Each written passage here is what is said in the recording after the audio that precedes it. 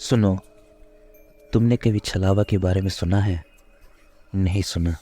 अच्छा है। काश मैं भी नहीं सुनता। लेकिन ये कहानी मुझे अभी तक सोने नहीं देती। कुछ महीने पहले की बात है। मेरा दोस्त रोहन एक छोटे से गांव में रहता है, वीरान, शांत और शहर की भीड़ भाड़ से कोसों दूर। एक दिन उसने मुझे फ़ोन किया। बोला, यार गांव आना, कुछ दिनों के लिए रुक जाना, दिमाग भी साफ हो जाएगा और हम पुराने दिनों की तरह मस्ती करेंगे। मैंने सोचा क्यों नहीं, शांति से ऐसे भी चाहिए ही थी। वैसे भी गांव की ताज़ी हवा और हरियाली, इससे बेहतर और क्या हो सकता है। पर मैं नहीं जानता था कि वो गांव सिर्फ हरियाली और शांति से भरा नहीं है।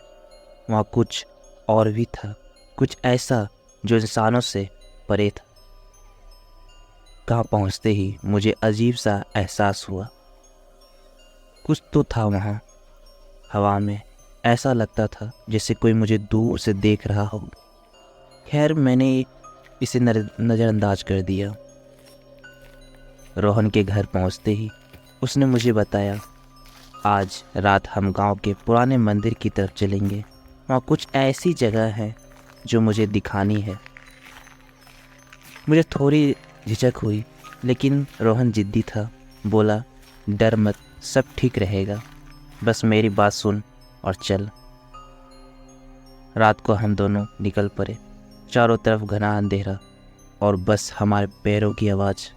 रास्ते में गांव के एक बुजुर्ग मिले।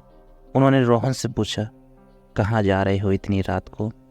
रोहन ने हंसकर कहा, मंदिर की तरफ, इसे दिखाने ले जा रहा हूँ। बुजुर्ग का चेहरा अचानक डर से भर गया।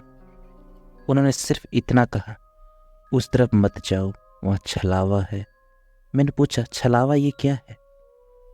उन्होंने जवाब दिया, जो दिखता है वो नहीं होता और जो होता है वो दिखता नहीं। समझ जाओ बेटा, ये रात उस जगह के लिए नहीं है। रोहन ने उनकी बात हंसी में उड़ा दी और हम आगे बढ़ने गए। मंदिर पहुंचते ही माहौल और अजीब हो गया। वहाँ एक ठंडी सी हवा चल रही थी, लेकिन हवा का ऐसा असर नहीं था। ऐसा लग रहा था जैसे कोई हमें घूर रहा हो। रोहन बोला, देख, ये मंदिर पहले हमारे गांव का सबसे पवित्र स्थान हुआ करता था। लेकिन उसने अपनी बात पूरी नहीं की। अचानक हम दोनों को लगा कि कोई हमारे पीछे है। जब हम मुड़कर देखा तो वहाँ कुछ नहीं था, पर जब हमने वापस सामने देखा तो सामने एक परछाई खड़ी थी। वो इंसान जैसी दिखती थी, पर कुछ तो अलग था। उसकी आंखें वो लाल जलती हुई आग जैसी थी। और फिर वो हंसी। रोहन ने मेरा हाथ पकड़ा और चिल्लाया, भागो। हम भागने लगे, लेकिन वो परछाई वो हमारे पीछे पीछे थी और हर बार जब हम पीछे देखा करते थे वो करीब आ चुकी थी। हम जैसे तैसे रोहन के घर पहुंचे, दरवाज़ा बंद किया। अंदर आकर देखा तो घर में अजीब सी खामोशी थी। रोहन के चेहरे पर डर साफ झलक रहा था। मैंने उससे पूछा, वो क्या था? उसने धीरे से कहा, छलावा। ये जो दिखता है वो नहीं होता। ये तुझे डराकर भटकाकर अपनी तरफ खींचता है और एक बार अगर तुझे पकड़ ले वो चुप हो जाएगा। अगली सुबह मैंने गांव छोड़ दिया, लेकिन उस रात की यादें, वो हंसी, वो लाल आंखें आज भी मेरे दिमाग में गूंजती हैं।